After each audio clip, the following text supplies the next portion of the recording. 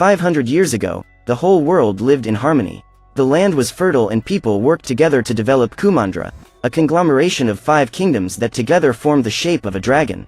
Among humans, there were also dragons, magical creatures that brought water, rain and peace to humanity. But then came the Druids, a plague that spreads like wildfire and multiplies while consuming lives, turning everyone it touches to stone. Dragons sacrificed themselves fighting for humans, and in the end, they too were turned to stone. However, Sisu, the last dragon, focused all his magic on one gem and managed to eliminate all the Druids. On that day, all who had turned to stone came back to life, except the dragons. In the end, all that was left of Sisu was his jewel. This event should have made people even more united in gratitude for Sisu's sacrifice, but what actually happened was the exact opposite. The realms began to fight each other to possess the last remnant of dragon magic. Boundaries were created and Kumandra split. Everyone became enemies and the jewel had to be hidden. 500 years later, Raya enters this story and the situation in the world gets even worse. The girl belongs to the Heart Realm and is being trained by her father to become the next guardian of the Dragon Gem. Her mission now is to dodge all the traps in the cave and get to the top of the mountain, where the jewel was hidden. With the help of Tuk Tuk, her loyal friend, the young woman manages to cross the cave without being captured. She opens the gate and makes her way to the magic sphere. However, Raya notices that the mission is very easy to perform and soon Benja appears to prevent the girl from approaching the altar. He promises that the girl will not touch a single finger on the dragon jewel circle and Raya accepts this as a challenge. They exchange blows. The man uses his sword and the young woman attacks him back with her pair of bamboos. However, Benja manages to disarm her and declares that this is the end of the line. What he didn't realize is that the girl managed to touch one of her feet in the circle and therefore won the challenge. Her father, the leader of that kingdom, is proud and claims that the girl has passed the test. Now she will continue her family's legacy and become the newest guardian of the Dragon Gem. Later that day, Benja informs them that the leaders of the other lands are heading to Heart. Raya is surprised by the news and hatches a plan to defeat them. Then, her father reveals that the other kingdoms are going there at his invitation to participate in a celebration. The girl is confused. After all, those people are her enemies. However, Benja claims that the other lands are only enemies at heart because they believe their prosperity comes from the power of the Dragon Gem, which is a huge mistake. The man's aim in inviting his enemies into his home is to try to convince them to reinstate Kumandra. He believes that if humans don't learn to trust each other again, it's only a matter of time before everyone is harmed. The leaders of the other 4 kingdoms arrive at the palace and the situation is tense. Everyone wants to understand the real reason they were invited and start accusing Benja of having stolen the dragon's jewel. The man tries to calm people's tempers, but the argument gets even more heated. So, Raya decides to break the silence and asks who is hungry. Namari, daughter of Varana, the leader of Fang, approaches the girl and soon they identify a common characteristic. They are both dragon nerds. During the party, the girls talk about dragons and Raya reveals that she is a fan of Sisu. Namari says that in her lands there are rumors that she is still alive. The young woman opens a scroll, where she states that, after eliminating all the Druids, Sisu fell into the water and floated downstream. Legend has it that she is now sleeping at the bottom of some river. Raya is thrilled to imagine the possibility of meeting Sisu, so humans could unite again. Namari decides to give her new friend a gift and gives her her dragon necklace. As an act of gratitude, Raya decides to take the girl up the mountain and show her the dragon gem. Perhaps this was the biggest mistake the girl made in her entire life. As soon as Namari spots the jewel, her first reaction is to knock Raya down and try to steal her. However, Raya gets up and promises that she will fulfill her mission to protect the jewel. When she realizes she isn't strong enough to defeat her, Namari uses a flare to get her family's attention. Minutes later, the soldiers appear and Benja appears soon after. The man manages to defeat the prey soldiers, but soon after, members of the other realms appear. As everyone argues, Benja tries, through his speech, to convince them to unite again. At that moment, he is attacked and an arrow pierces his leg. Seeing that the leader of Heart was injured, the other kingdoms try to steal the jewel and it ends up being broken. At that moment, the ground begins to crack and the cave collapses. Suddenly, a Druid appears and attacks a warrior, turning him to stone. The creature starts to multiply and Benja uses a piece of the dragon gem to fend them off. Noticing that the gem's magic still works, each kingdom steals a shard of the stone and everyone flees. While trying to escape, Raya and her father realize that those monsters are repelled by water.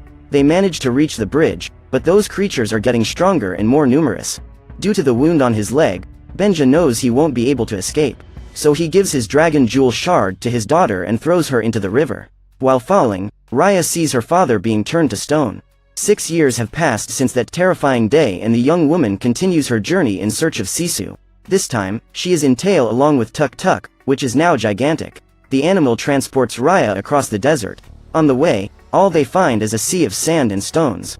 After a long journey, they finally reach the last river of the 5 kingdoms. The girl had already searched all the other rivers and hadn't found the dragon. That was her last hope of fixing the world and seeing her father again. While they were distracted, an evil Droon appears and attacks them, but Raya uses her dragon gem shard to fend him off. Then the girl breaks into the wreckage of a shipwreck and performs a ritual to summon Sisu's spirit. At that moment, something strange happens. Tuk Tuk was quenching his thirst in the river when he notices that the water has started to float. The bubbles unite and Sisu appears. The dragon is far more naive and clumsy than Raya could have imagined, but she is happy to see the girl, as it means her sacrifice has worked and humans are no longer stone. However, Raya gives her the bad news and informs her that it was her fault that the dragon stone was broken and the Druins were on the loose again. The girl asks Sisu to make another gem, but the dragon reveals that she didn't create the artifact, she just used it to defeat the monsters. When taking the fragment that was with Raya, Sisu starts to glow and states that that is the power of Amba, her younger sister. Each dragon has a special ability and hers was swimming, as she is a water dragon. When she realizes that Sisu is still connected to the jewel's magic, the girl suggests that they go after the missing pieces, so the dragon could ride it and use its power to save the world. Meanwhile, Namari and her gang are after Raya and the girl finds an object lying in the sand. Soon she recognizes that artifact and remembers that it belongs to Raya. Mounted on their giant cats, they descend to the wreck and start looking for the girl who had stolen the dragon scroll. But by then, Raya was long gone. The next mission is to retrieve the piece of jewelry that was taken by Tail on that fateful day. For this, they head to a cave that was full of traps. After crossing the tangle of ropes, they find a luminous insect and Raya asks Sisu to be careful because that is a toot and boom. Seconds later, the animal explodes and the dragon understands the real reason for its name. Further on, they find a corridor full of those insects and they have to be very careful when crossing to avoid being attacked. After facing these challenges, they finally find the shard of the stone they were looking for. The artifact was entwined in a tree along with the remains of the leader of that realm. To get there, Raya and Sisu need to cross a place full of sharp rocks. The girl uses her extender sword to grab the ceiling and cross with the dragon. Raya realizes that if she picks up the stone, she will fall into a trap. So, she decides to use a stick to keep the skeleton's arms still in the same position as she picks up the jewel. Their plan worked and they now have 2 shards. When touching that piece of jewelry, Sisu turns into a woman. Her sister, Prani, has the ability to shapeshift. Now that power is under Sisu's dominion. Seconds later, Namari appears with her gang and asks what Raya is up to. She is surprised to see that the girl has finally got a new friend. The cat girl wants to know why Raya is stealing the pieces of jewelry and the young girl claims that she is only doing it for power. Raya returns the dragon scroll from the kingdom of Fang as she knows this is why Namari is after her. However, the girl still orders her guards to capture her enemy. To escape this situation, Raya's only option is to trigger the trap and, in this way, buy time so that she and Sisu can escape. They make it through the gate, but Namari follows close behind. Raya uses a toot and boom to distract the girl and runs to Tuk Tuk. At that moment, they start being chased and Raya has the brilliant idea of jumping into the river, because, like Druins, cats don't like water. Luckily, there was a small boat nearby. When they board it, they are greeted by a boy who serves them some snacks. Bone owns that boat and uses it as a restaurant for a living as his entire family has been turned to stone. Seeing their enemies approaching, Raya offers the boy money to take them to Talon. Sisu decides to help and uses her skills as a water dragon to take the boat away from shore. Now that everyone is safe, the dragon takes the opportunity to swim a little. However, Raya asks her to return to human form so she doesn't risk having her secret revealed. On the way back to Fang, Namari encounters the dragons that have turned to stone. After bowing to them, she continues her journey. During the night, the boat is surrounded by dozens of Druins, but the group remains in the water, therefore, it is protected. After crossing the channel, they arrive at Talon and Raya claims she knows where the jewel piece is. The girl asks Sisu to stay on the boat, so she would be safe. While walking with Tuk Tuk through the city, a trio of monkeys spot the young girl and soon hatch a plan to steal her. While passing through a dark alley, Raya finds a baby and tries to help him find his parents. At that moment, the monkeys approach the giant insect and offer him some fruit. When Raya realizes, her pieces of the dragon gem are being stolen. Noi, the girl who was on her lap, attacks her and runs away with the monkeys. At that moment, the young woman realizes that she has been tricked by a child. While waiting, Sisu decides to go shopping to take as a gift to Dang Hai, the leader of Talon, but remembers that she has no money. So, Bone suggests that she put it on the bill. He explains that this is like a promise. Sisu would buy now and promise to pay later. The dragon is excited by the idea and goes out buying everything she sees. A few minutes later, the merchants start to confront her and claim that she has no account in that city because no one knows her. They order her to pay what she owes. At that time, a nice lady appears to save her and asks the girl to accompany her. On the other side of town, Raya is still after the little monsters that stole her pieces of the jewel. She chases them for a few minutes and, with the help of Tuk Tuk, manages to capture them. As they have nowhere else to run, the thieves decide to return the girl's belongings and Raya asks where the girl's family is. One of the monkeys informs them that they have turned to stone and, heartbroken to see that situation, the girl decides to help them.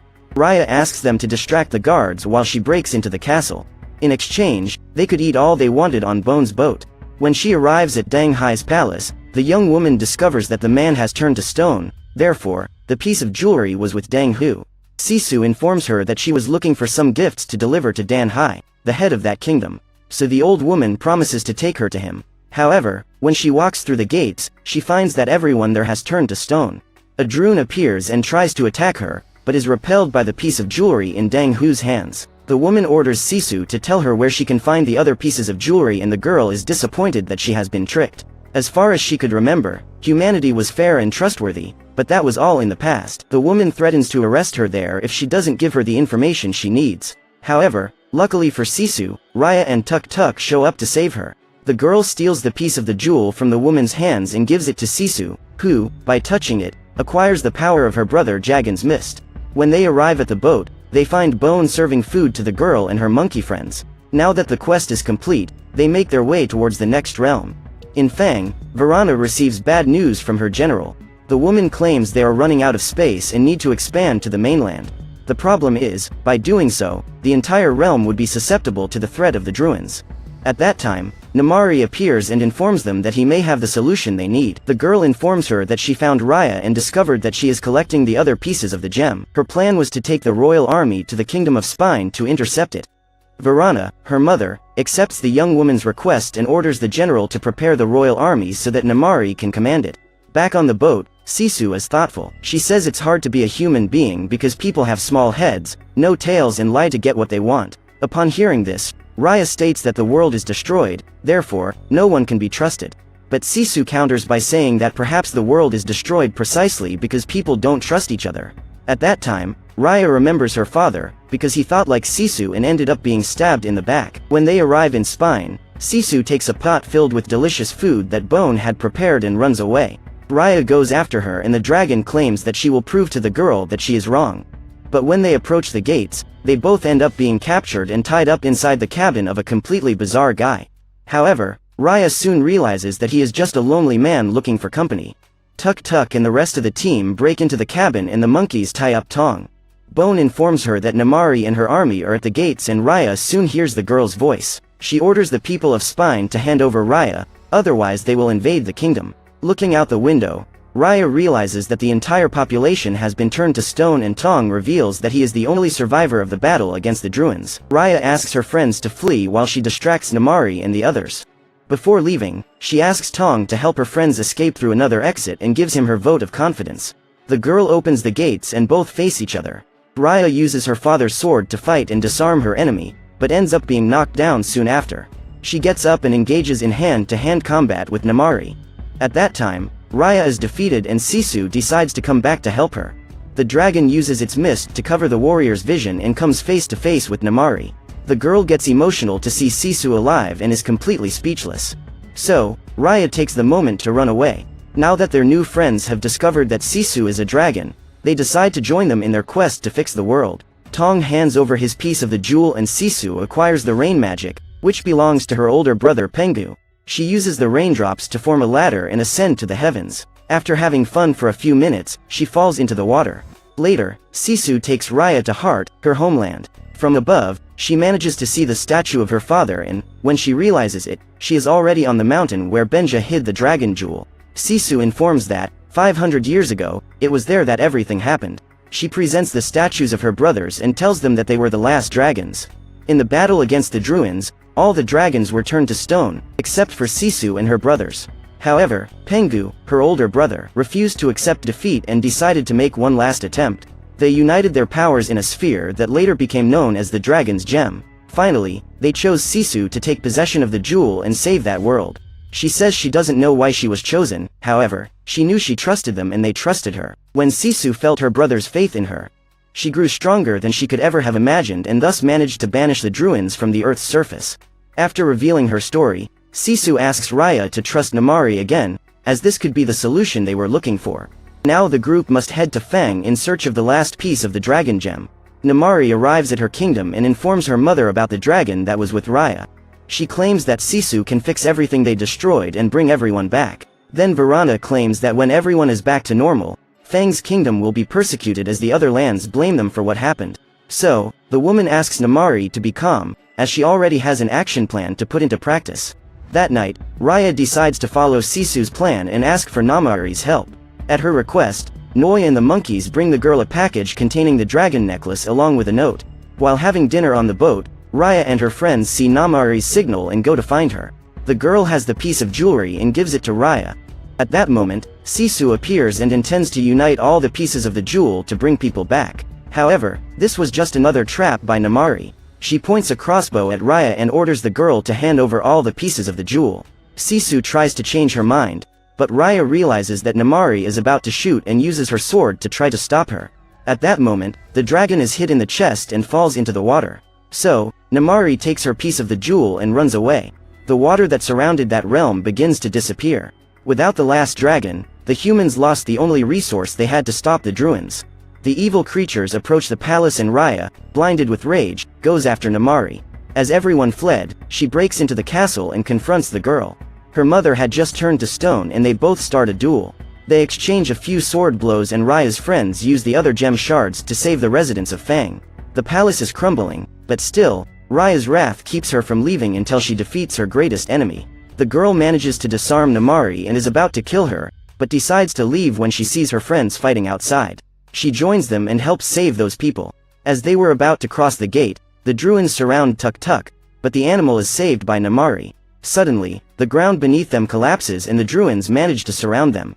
Raya finds Sisu's necklace and remembers what the dragon said. She remembers that the most important factor that allowed Sisu to save the world was trust. Both her trust in her brothers and her brothers' trust in her. So, Raya asks them to give her their jewels, as the only way to fix the world is to trust each other. However, her friends claim that it is impossible to trust Namari after all she has done. So, Raya decides to take the first step. She hands over her piece of jewelry to the girl and accepts her fate.